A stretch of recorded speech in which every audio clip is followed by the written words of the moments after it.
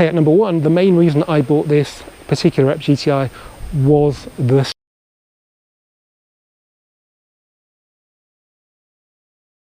Hello and welcome back to the channel. Now, long-term subscribers may remember that during 2018 and 2019 I made a lot of content on the GTI, including the first ever review on UK roads. But when I sold my own one in 2019 because I needed something a bit more golf-like for my now 25-mile motorway commute, that pretty much dried up.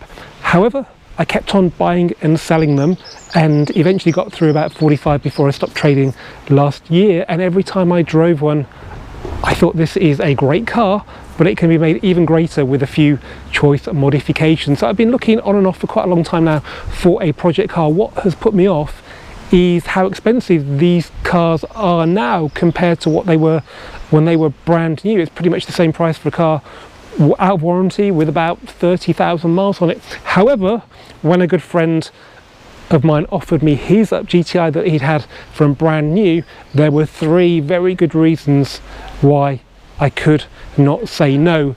So let me give you a closer look at my new GTI, a car I paid more for than I would have done for a brand new one back in 2018. Now, it's that time in the video where I like to remind you guys how you can support this channel. It's been brilliant getting to 50,000 subscribers, but things as they do in the summer have slowed down an awful lot. Therefore, it's doubly important that if you like what you see, that you subscribe. I'm sure you know how to do that by now, but if you don't, there's a link in the description of this video. I'd also like to introduce a new partner to the channel. It's a company called Deutsche Parts. They're based in Herefordshire and they've been going since 2007. They're a mail order business by and large, and basically they specialise in selling genuine Volkswagen Group parts at discounted prices. They're cheaper because they're either discontinued stock bought in bulk from main dealers, or I know the owner Noel goes over to Germany and buys parts over there. So if you're looking for some genuine parts, check out the Deutsche Parts website. Okay, back to the video. Okay, so let's start off then with the three reasons that meant I couldn't say no to this particular GTI, starting with number three, and that is the tyres.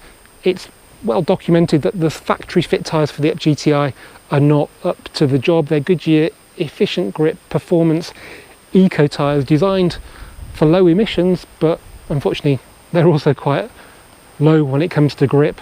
Now, there are other better tyres that are available in the factory size of 195/40/17, and if you live in Germany you have to stick to that size, but here in the UK we can go a little wider to 205/40/17. 205 is actually the same width as on a Lupo GTI, and that car's got a lot less torque, so I suspect the only reason they fitted 195s on this car again was for emissions, and the 205 fits perfectly on the original Oswald wheels.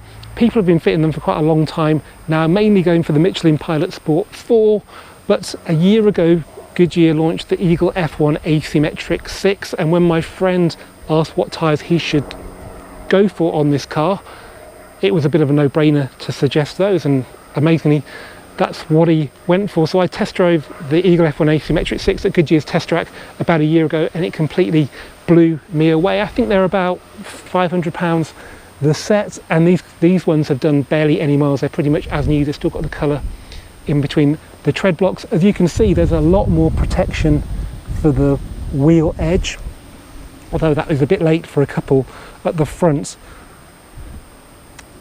And he says they do cushion the ride a little bit more as well. So yeah, that's a big reason why I went for this car, because that's just saved me best part of £500.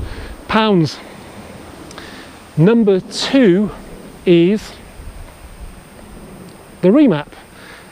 Now, not so long-term viewers may remember that about a year ago I did a video on remapping an GTI with Racingline. We put the car on their dyno and it went up from like 115 horsepower to 140, and it's credit to Racingline how they made the car still feel like the standard car, just faster.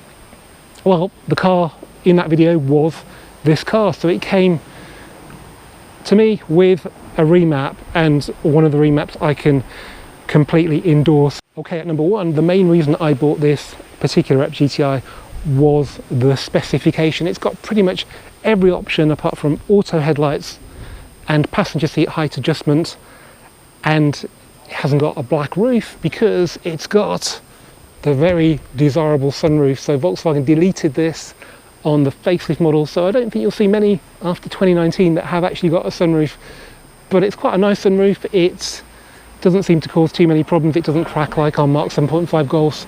So yeah, I'm really chuffed to have that. We've also got the cruise and park pack, which I think is essential on these cars. People say, why do you need parking sensors on a car this small? Well, I say I want to get into parking spaces as small as possible, and if you damage a bumper, it's going to cost you £350 to repair it, which is as much as this option cost when the car was new. And having cruise control is great in those temporary roadworks that seem to be everywhere on the motorways these days.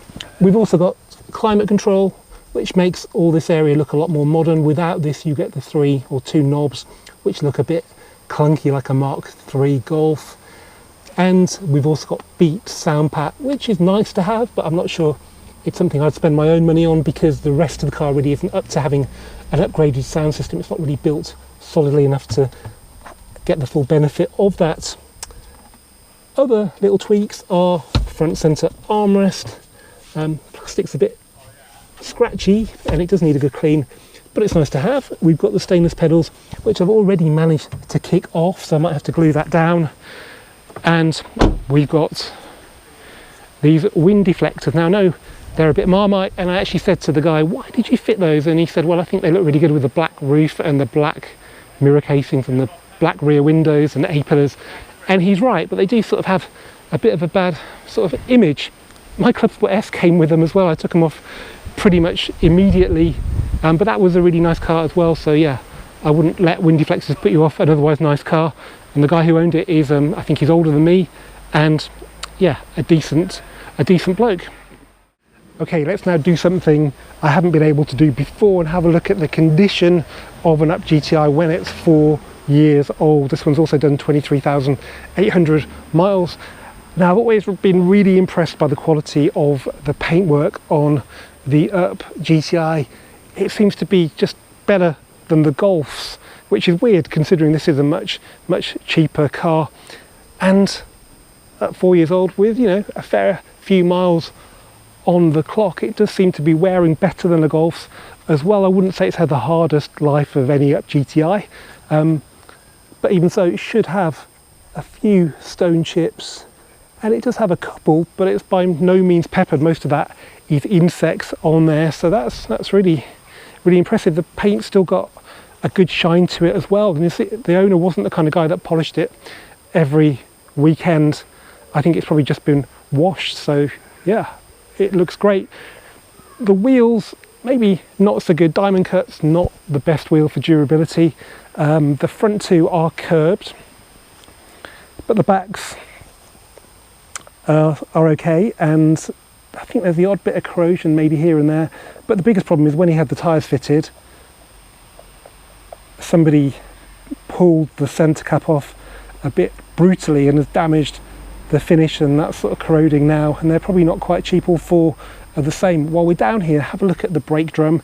So this normally comes in a grey primer, which really didn't look like it would last very long. This owner has painted the drums in black, which looked good for a bit, but now that's corroding as well, so that needs tidying up. There's also quite a lot of corrosion on the rear, the torsion beam there, which is something I try to avoid on my car by covering it with something like ACF 50, but it's not the end of the world. But you can see Volkswagen didn't take a lot of interest in what happens down there, which is a real shame. In the boot, well, it's pretty vulnerable to damage because it's painted and not protected. As you can see, it's had a load liner in there, which means it's all mint. I'm going to have to try hard to keep it that mint. That's my own sort of load liner there. Down here we've got the Beat sound pack, and yeah, it all looks pretty mint down there, and that carpet is all good as well. It's pretty durable, apart from the fact you can scratch there quite easily, but this one's all good. Let's now see how it's fared inside. Now, the owner wasn't a big lad at all. He's quite slim, runs marathons, so he hasn't put much wear on the bolsters, which is good. But there's not an awful lot of bolster to wear anyway. There's a bit of scratching here, getting in and out, but that's to be expected. The floor mats are okay. There's a bit of an indentation there. It just needs a good clean, really. Steering wheel looks fine. There's a little abrasion there, but it's good. Gear knob is still shiny. Handbrake pull, which is the cheaper one without the stitching, is still mint. None of the switches look worn at all. Yeah, it's good. There is a chip in the windscreen, which I think is the original, but unlike on a Golf 8, it hasn't turned into a crack, so I'm not too worried about that. Yeah, it's great. No sort of scratching on here. So yeah, I think it's worn pretty well. I mean, the materials are not particularly premium, but we don't have like soft touch plastics which can peel and look pretty shocking in here. It's all just pretty durable, if not particularly impressive plastic. Right, now let me show you how this Up GTI drives with its Racingline remap and its Goodyear Eagle F1 Asymmetric 6 tyres. Well guys, it's great to be back in an Up GTI. I can actually call my own once again. I've probably driven 45 to 50 since I last had mine, and I've loved them. You know, I think they're not the perfect car for every occasion, but they're still great, and for the money, even at today's inflated prices, they are pretty good value for money.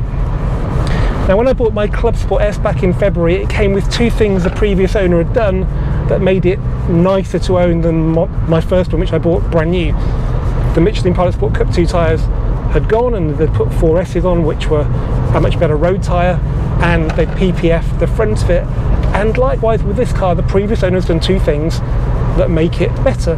Again, he's changed the tyres, so we've got some proper performance rubber on the road now instead of eco tyres, ironically by the same manufacturer, and he's had it remapped.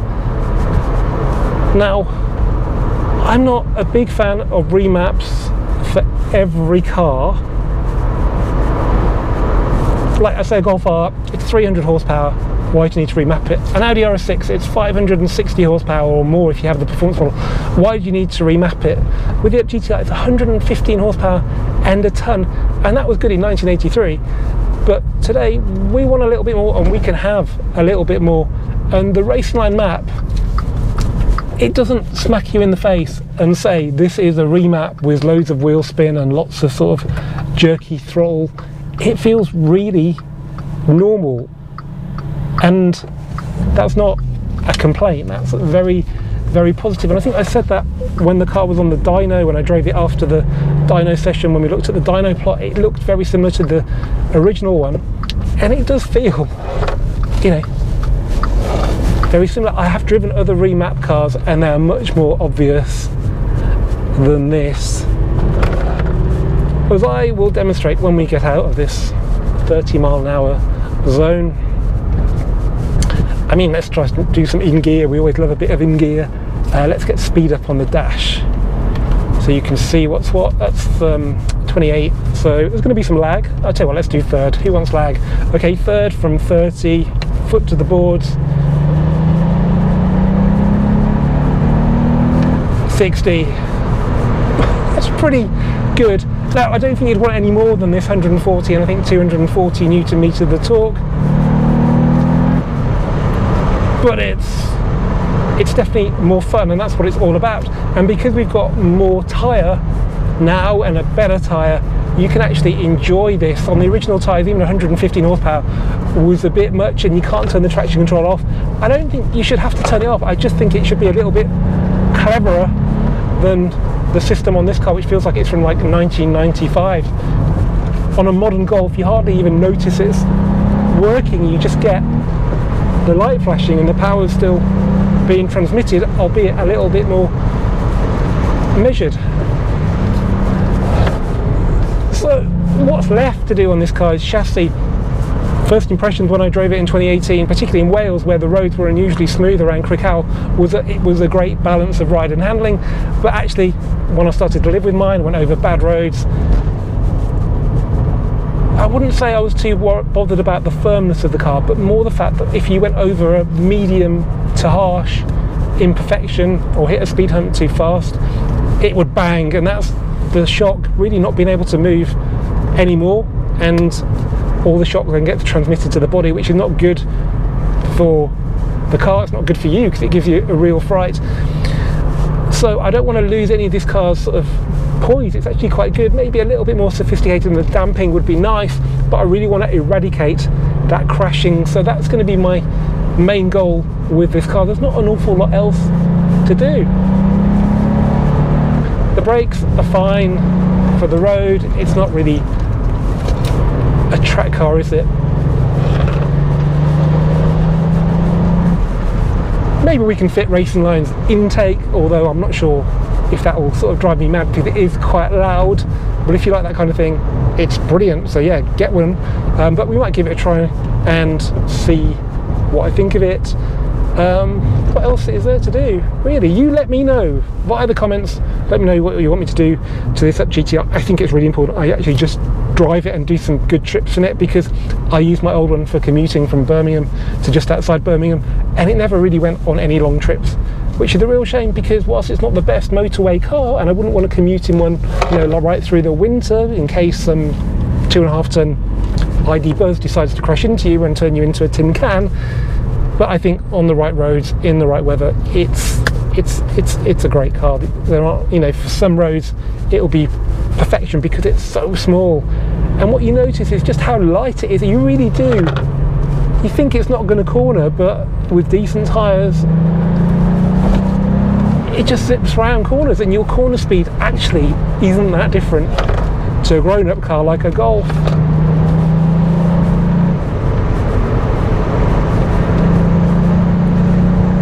As long as you avoid the bumps. Anyway guys, hope you've enjoyed this volkswizard video. As ever, keep subscribing, keep commenting, and I'll see you for the next one very soon.